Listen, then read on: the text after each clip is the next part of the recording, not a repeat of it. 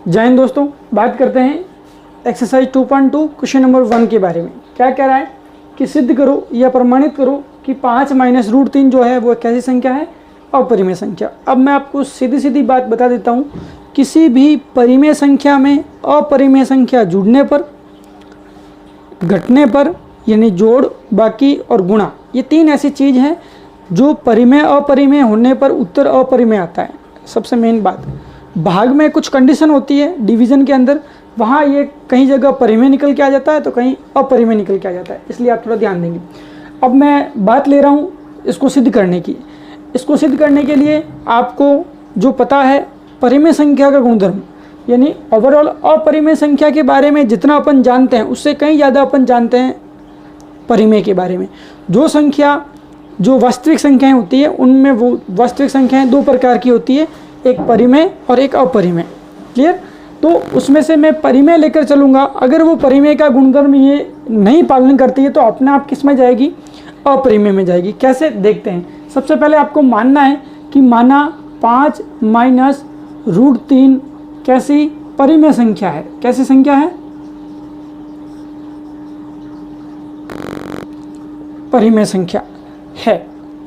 ये अपने को कथन मानना है। अगर ये परिमेय संख्या है तो परिमेय संख्या के जो गुण होते हैं, गुणधर्म होते हैं, वो इसे अप्लाई करने पड़ेंगे। यानी परिमेय संख्या क्या होती है, जिसे P बटा Q रूप में लिखा जा सकता है, जहाँ Q कभी भी 0 नहीं होगा, P व Q पूर्णांक होंगे, P व Q सह अभाज्य होंगे, है ना। यह चीज़ अपन ने पढ़ी थी। तो अपने को अगर ये परिमेय संख्या है तो अपने को इसको इस रूप में लिखने का अधिकार है, A बटा B रूप, P बटा Q रूप, ऐसा करके, है ना। P बटा Q रूप नहीं ले रहा हूँ, उसका रीज़न मैं भी आगे बताऊंगा आपको। A बटा B रूप आपको एक बार लेना है। क्लियर? अगर ये A बटा B रूप है जहाँ पर B कभी भी क्या नहीं होगा, 0 नहीं होगा। A व B क्या होंगे, A व B कैसे होंगे, पूर्णांक होंगे। उसके अलावा A व B कैसे होंगे, आप कहेंगे सर सह अभाज्य होंगे। क्लियर? सह अभाज्य मतलब इन दोनों में एक के अलावा कुछ भी कॉमन नहीं आएगा, इन दोनों का मसपा एक आएगा, सह अभाज्य कहलाती है। पूर्णांक क्या, जो प्लस में और माइनस में पूरे अंक होते हैं, -1 -8 +1 +8 पूरे अंक। B कभी भी 0 नहीं होना चाहिए। अब आपको क्या करना है, सबसे पहला काम इसको A बटा B रूप मानना। दूसरा काम रूट वाली अलग, बिना रूट वाली अलग। तो मैं क्या कर दे रहा हूँ, इस 5 माइनस रूट 3 बराबर A बटा B रूप जो है, इसमें रूट 3 माइनस का है, उधर भेज दूंगा, प्लस का हो जाएगा। A बटा B प्लस का है, इधर आएगा तो माइनस का। यानी आपको क्या करना है, पक्षांतरण करना है। दिक्कत नहीं मेरे हिसाब से? आप कहेंगे सर बिल्कुल दिक्कत नहीं है। इसको थोड़ा सा सरल करेंगे। 2 भिन्न बन गई मेरे पास, भिन्नों का क्या लेना है, जोड़ बाकी लेनी है। जोड़ बाकी के लिए B और 1 का लसअप लेंगे, B आएगा। 1 का भाग B में देंगे तो B बार जाएगा, जो उत्तर आएगा B उसका गुणा करेंगे 5 के साथ तो 5B आएगा। पहले भाग फिर गुणा।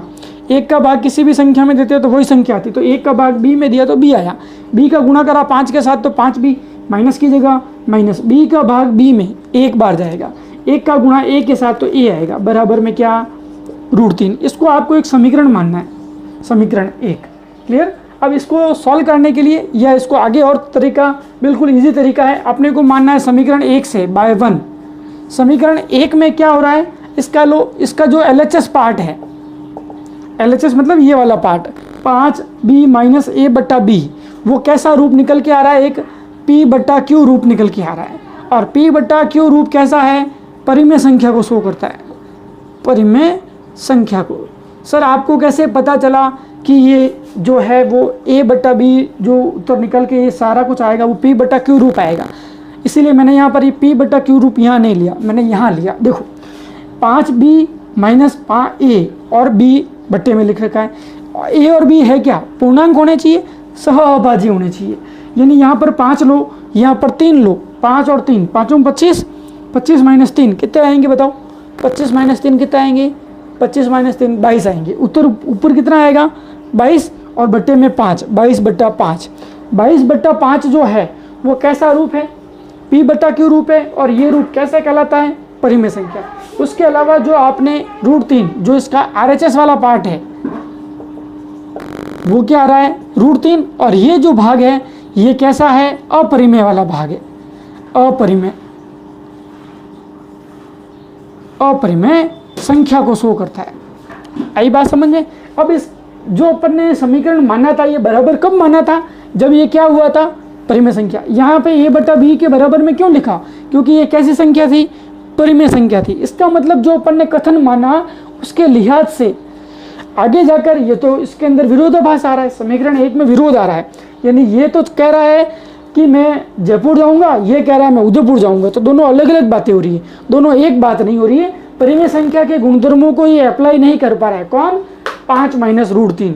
आ रही बात समझ में। अब जब ये परिमेय संख्या का गुणधर्म अप्लाई नहीं कर पा रहा तो ऑब्वियसली वो किस में जाएगा, अपरिमेय में जाएगा।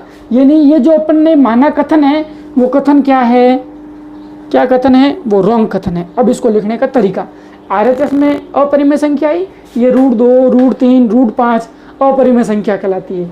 रूट के अंदर अगर आप बिना पूर्ण वर्ग वाली संख्या, यानी 4 का पूरा वर्ग निकलता है, पूर्ण वर्ग संख्या कहलाती है ना।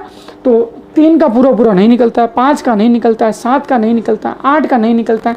ये सारी संख्याएं अगर मैं अपूर्ण वर्ग संख्या रखता हूँ रूट के अंदर तो वो किस में जाएगी, अपरिमेय में जाएगी, है ना।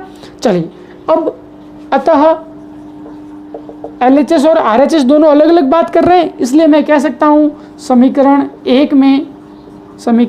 1 में विरोधाभास है। क्या है,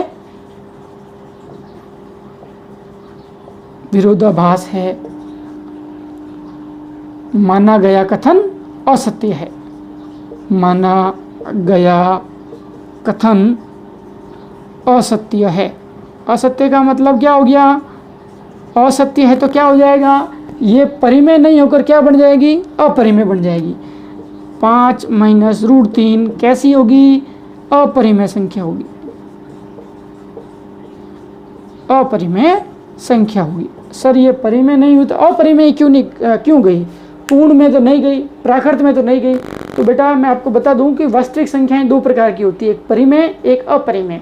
जो परिमेय संख्या का गुणधर्म पालन नहीं करेगी तो वो अपने आप अपरिमेय में चली जाएगी। इसी गुण का यूज करते हुए अपन यूज कर सकते हैं, इसको प्रूव कर सकते हैं।